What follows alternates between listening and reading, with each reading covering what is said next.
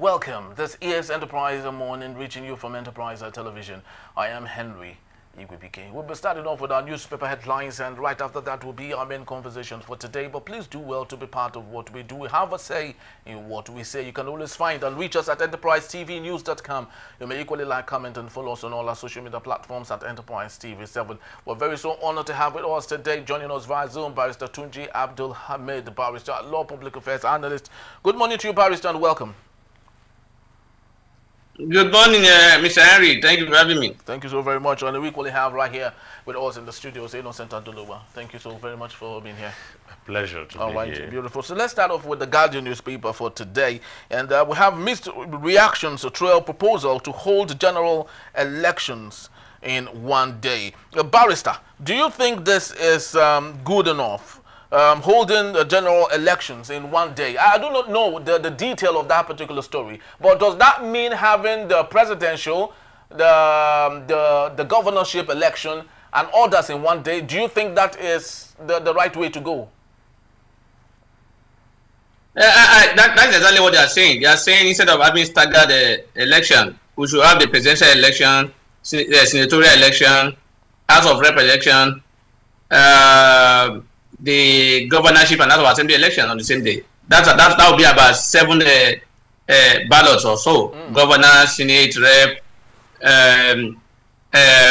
President, the House of Assembly. That will be a five ballots, which is not too much as far as I'm concerned. Yes, it's not. It's not too much. Although, look at our peculiar situation in Nigeria, that may create crisis. How? I'm a supporter of that.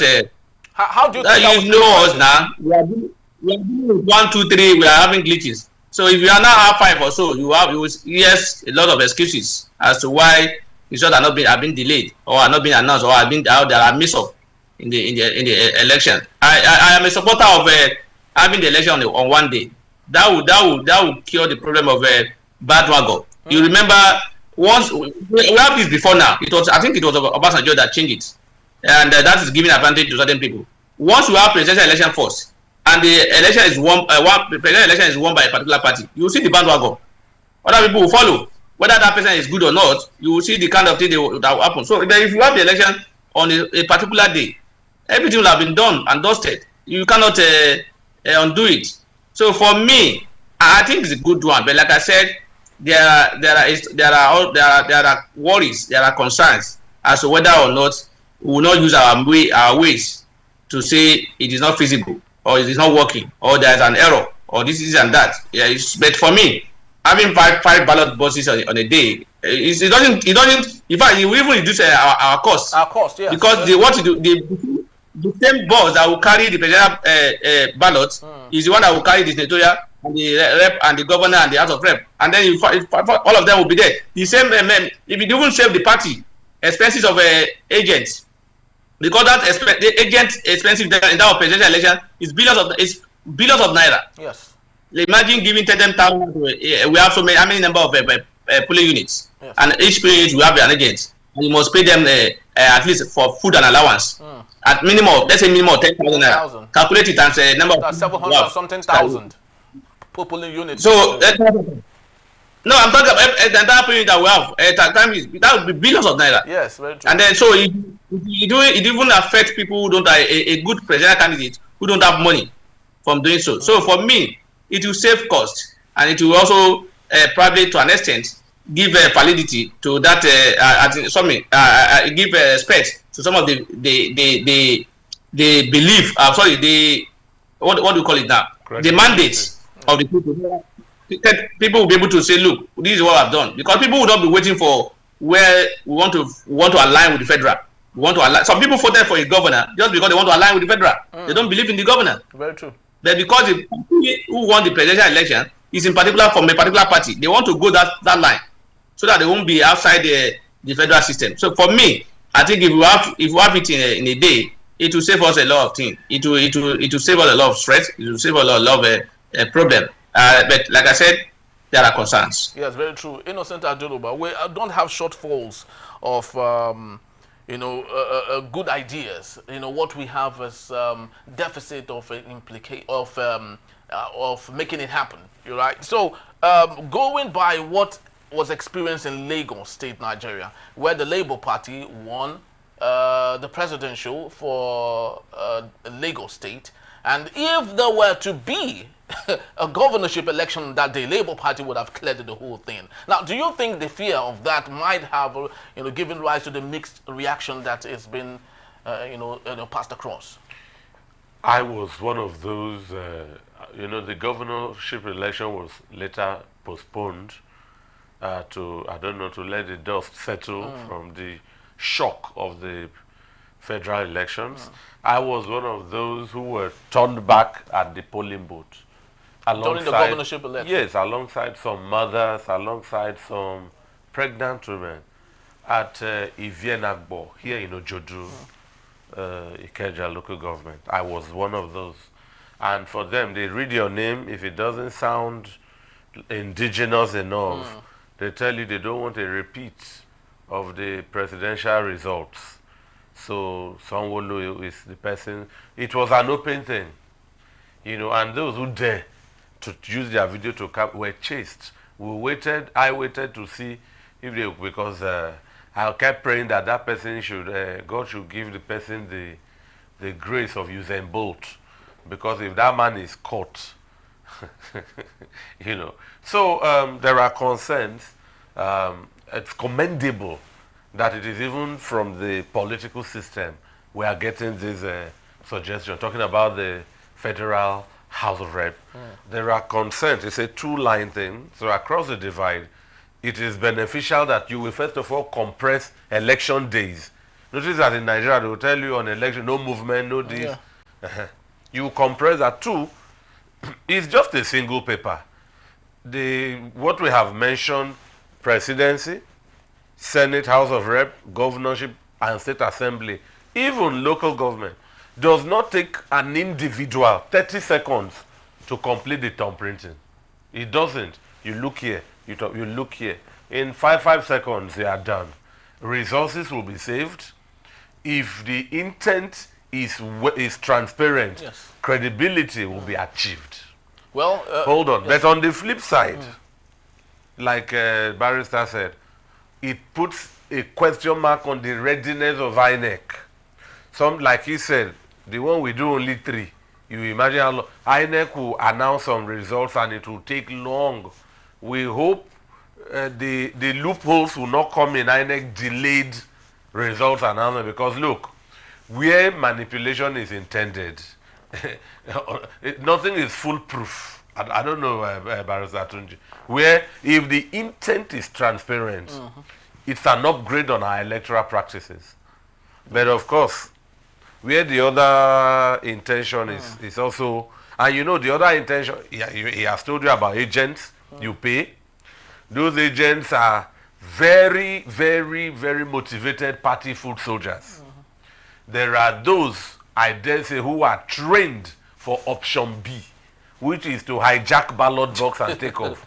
I mean, Barrister, it has not ended, even in the recent state elections, off cycle we call them, So, but I personally, I will welcome that against the old way. Very true. The most important thing for me is the transparency. If INEC is good enough, is transparent enough, I think it's a welcome call, and especially a situation where there's electoral violence here and there. I think that will really go a long way. But Barrister, speak to me on this issue. Atiku rally support for new political movement. I doubt if it will pass through.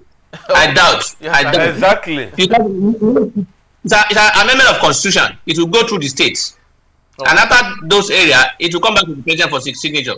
In fact, even if it went through all the states and then it's passed, I doubt if the president will sign it. Very true. But while we wait for that to possibly, go through, speak to me on this Atiku rally support for new political movement to unseat Tinubu. I do not know. Nigerians have called the attention of Atiku Abubakar to at least step down, because lots of people feel that he is more like a stopgap to the greatness of the PDP.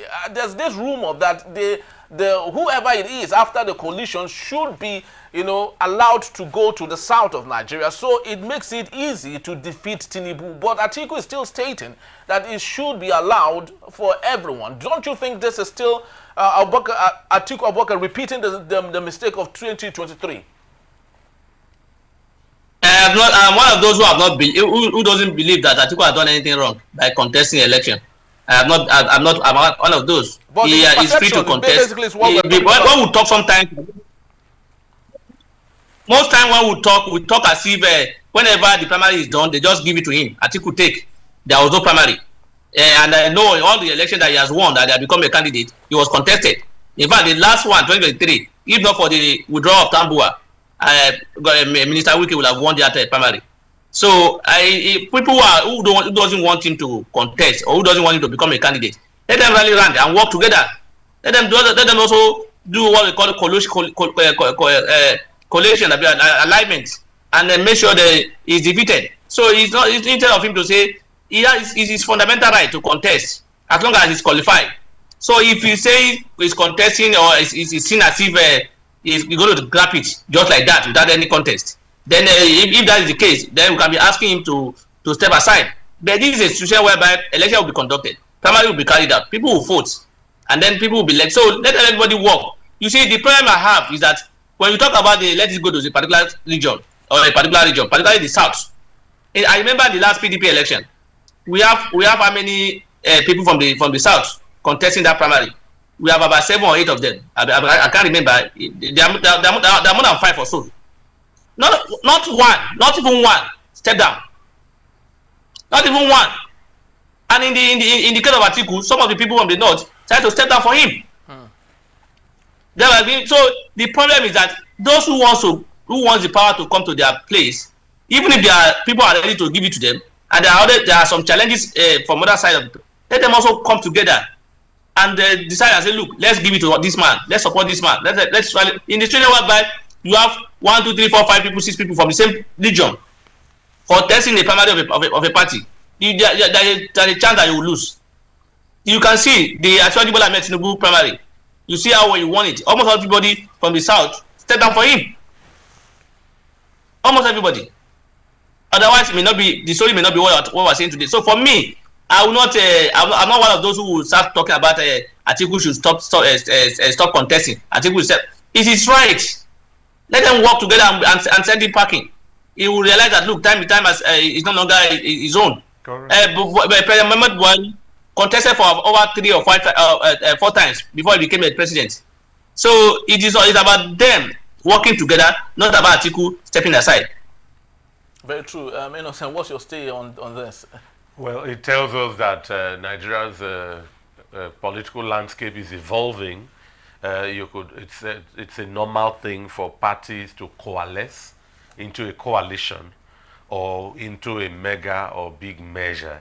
As it were, the PDP is opening its doors to measure something done by the ACN, Action Congress of Nigeria, metamorphosing into the All Progressive Congress. A lot of chunk coming from Buhari's party at the time. What's that, his group now? So, if the polity is where it is, and there are concerned people who think coming together can bring a chance, the objective is good governance. When people see reasons, like he said, you can throw out an incumbent party. It has been done before.